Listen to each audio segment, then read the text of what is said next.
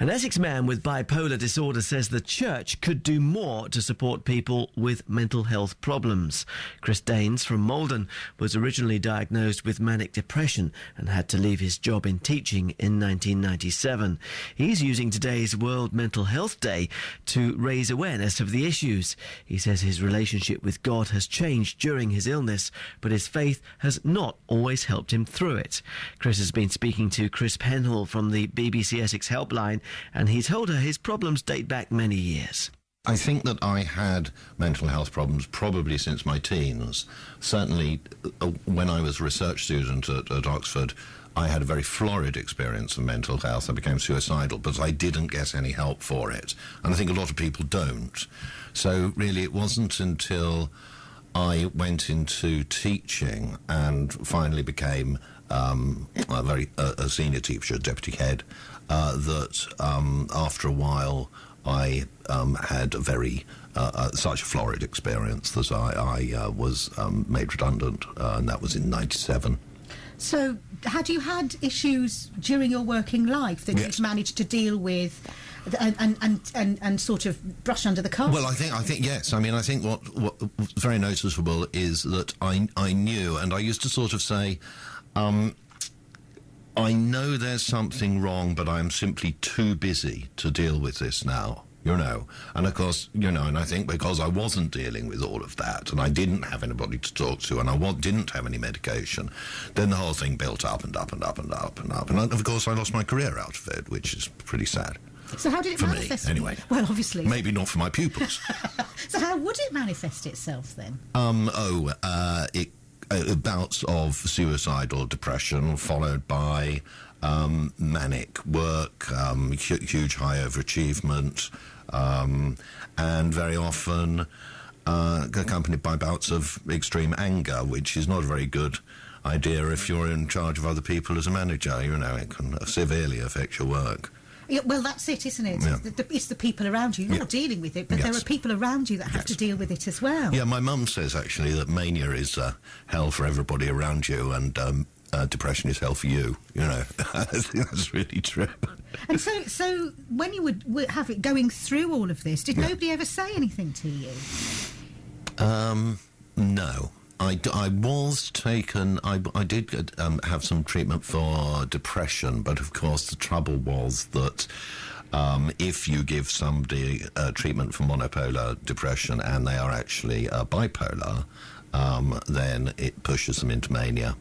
So it's very often that people with bipolar disorder have already been treated for depression, and then it's only when that doesn't work that they get treated for bipolar disorder. That's a repeated pattern.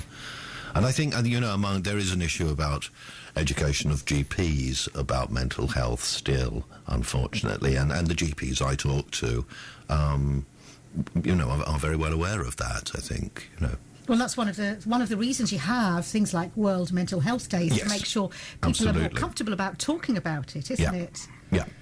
When you were going through all of this, did you think that everybody else felt the same way as you? Did you realise that there was a difference between the way you were feeling and other people? I thought, yes, and I put it down to the fact that I was bad. And I felt very much that this was a spiritual problem and a moral problem in myself, and I didn't associate the way I behaved when I was manic with anything other than a moral problem in myself. And talking about on the Faith programme here, I don't think that the language of that the church uses very often to describe human behaviour in terms of sin is actually very useful for somebody who's depressed, because that loads a lot of moral language onto them, where in fact medical language is much more appropriate. And certainly when I learned to use medical language rather than the language of faith, this was a huge relief to me. Because you studied theology at university. Yes, I did, yes. And indeed, I don't think that the church is doing enough still to support people with mental health problems within its own community. There's some quite good work going on in the in the urban areas, but it doesn't extend to around here at all. I don't go to Mass anymore, certainly, because I feel it upsets me too much. And I have tried to try and change things, but I'm really I went and did a conference with the Catholic Bishops' Conference, and, but I've more or less given up that, actually. It sounds very sad, just because I get too upset to think about it, really. So you find it easier to deal with it in the medical, specifically straightforward language? But peculiarly, I feel my own relationship with God and my own spirituality has deepened because I'm, in a sense, willing to take the risk on the love of God rather than think that I've got to perform a number of functions which are going to make me feel guilty, where people are going to tell me that I'm bad, which is what I used to feel. And so to get out of that enables one to say, well, hey, if we're going to talk about a benevolent God, that actually we've got to take a risk on him, and not allow this kind of extraordinary human language to get in our ways, and to deal with one another in compassion. I think above all that we have to realise that we all have a mental health, just as we all have a physical health. The brain is only another organ which can go wrong just as the liver or any other organ can. And in some people they have more serious diseases, in some people there are less serious diseases. Nasty people get mental health problems and nice people get mental health problems. And if we can admit that about ourselves, then a lot of the stigma and discrimination that is at present still dominant in our society will be slowly whittled down. So how do you manage your illness day to day? I mean, you're obviously out there talking about it, but it must affect you still on a daily basis. Yeah, I mean, I have to be very careful about being on my own. I find the internet very useful because my wife, who has her own shop, we can talk to one another on a messaging program, obviously, and to see one another, indeed. And then I have various friends who know the score.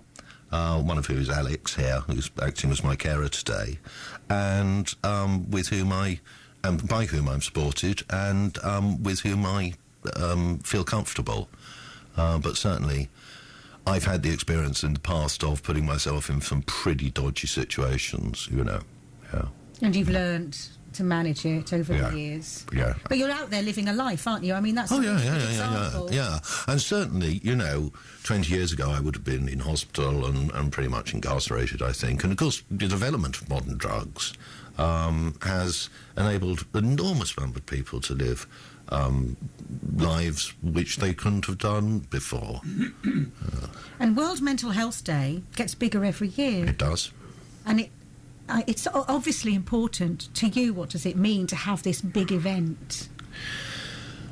I think, above all, it is to bring people to an acknowledgement of their own mental health and to sympathy with others who have very florid mental health problems, and to help overcome the kind of stigma and discrimination which still exists in our society. So you're out there living a life, talking about it, and you've had a book published, haven't you? I have, yes. It's a novel. It's actually a sort of detective novel in which the major character, the protagonist, who's the kind of detective figure, is bipolar.